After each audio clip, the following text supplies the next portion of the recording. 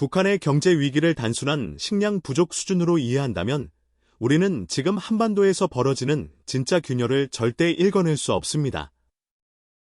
제가 오늘 여러분과 함께 보려는 것은 단순한 경제난이 아닙니다.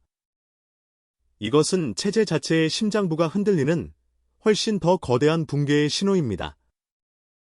그리고 여러분도 이미 느끼고 있을 겁니다.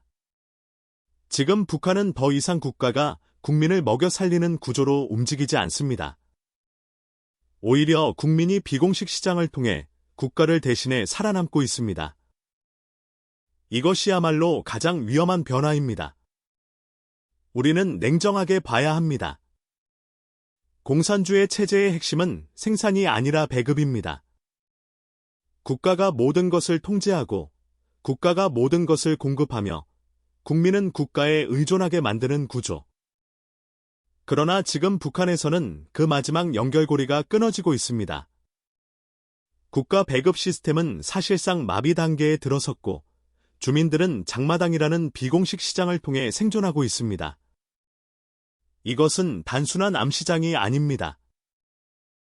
여러분, 이것은 북한 내부에서 이미 보이지 않는 자본주의 체제를 대체하기 시작했다는 뜻입니다. 제가 가장 주목하는 부분은 바로 화폐 신뢰의 붕괴입니다. 북한 원화는 단 2년 남짓한 시간 동안 달러 대비 23배 가까이 폭락했습니다. 1달러에 3,000원이던 환율이 69,000원 수준까지 치솟았다는 것은 단순한 환율 문제가 아닙니다. 국민 스스로가 자기 나라 화폐를 믿지 않는다는 뜻입니다. 역사적으로 체제 붕괴 직전 국가들에게 공통적으로 나타났던 현상이 바로 이것입니다. 화폐가 무너지면 시장이 무너지고 시장이 무너지면 통치의 권위 역시 사라집니다. 여러분도 기억해야 합니다. 사람들은 배고픔보다 희망의 상실에서 먼저 등을 돌립니다. 더 충격적인 것은 식량 가격입니다. 쌀 가격이 단 한 달 반 만에 100% 이상 폭등했습니다. 북한 주민 평균 소득을 감안하면 이것은 단순한 인플레이션이 아닙니다. 사실상 생존 비용의 폭발입니다. 오늘 하루 먹을 식량을 구하기 위해 내일의 노동력을 미리 팔아야 하는 구조. 이런 상황이 지속되면 국가는 점점 통제력을 잃게 됩니다. 왜냐하면 굶주린 사회에서는 이념보다 생존 본능이 먼저 움직이기 때문입니다. 여기서 우리는 북한이 왜 러시아와 더욱 밀착하는지 이해해야 합니다. 북한이 러시아에 포탄과 노동력을 제공하는 이유는 단순한 외교 협력이 아닙니다. 그것은 체제 유지 비용을 벌어들이기 위한 생존 전략입니다. 러시아가 지급하는 외화는 북한 GDP 규모를 감안하면 엄청난 비중을 차지합니다. 물론 러시아는 북한을 동등한 파트너로 대하지 않습니다. 오히려 절박함을 이용해 가격을 압박할 가능성이 높습니다. 하지만 북한은 선택지가 없습니다. 체제를 유지하기 위해선 어떤 방식으로든 외화를 확보해야 합니다.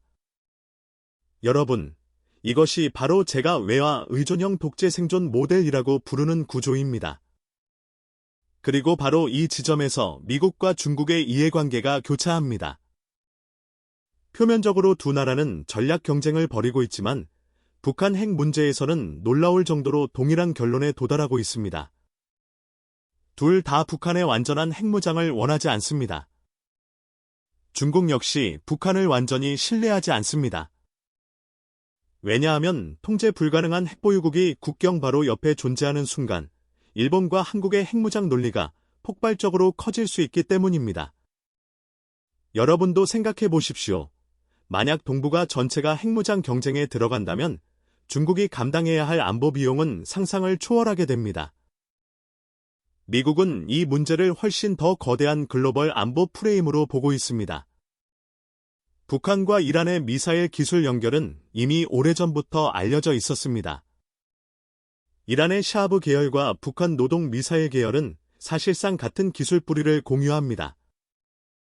즉, 미국 입장에서는 북한 핵 문제를 방치하는 순간 중동 안보까지 동시에 흔들릴 수 있다는 의미입니다. 그래서 워싱턴은 북한 문제를 단지 한반도 문제로 보지 않습니다. 이것은 핵 확산 전체를 막기 위한 전선입니다. 여러분이 흥미롭게 봐야 할 부분은 미국의 심리전 방식입니다. 미국 정보기관은 북한 미사일을 북한 내부 명칭이 아니라 자신들이 발견한 지역 이름으로 불렀습니다.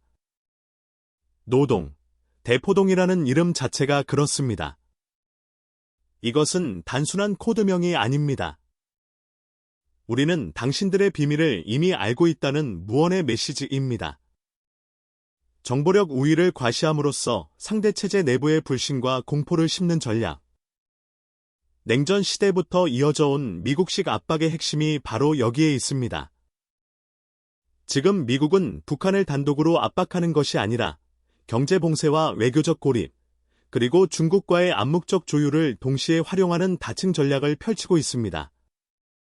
베네수엘라, 쿠바, 이란, 그리고 북한까지 이어지는 흐름 속에서 우리는 하나의 패턴을 발견할 수 있습니다. 미국은 체제를 직접 무너뜨리기보다 경제적 압박을 통해 내부 균열을 극대화하는 방식을 선호합니다. 결국 선택지를 줄여가는 것입니다. 핵을 포기하고 체제 변화를 받아들이거나 아니면 고립 속에서 서서히 붕괴하느냐. 여러분, 지금 한반도는 단순히 군사적 긴장만 높아지는 공간이 아닙니다.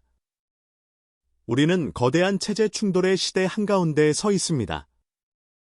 그리고 북한 경제의 붕괴는 단순한 북한 내부 문제가 아니라 동북아 질서를 재편할 수 있는 변수로 움직이고 있습니다.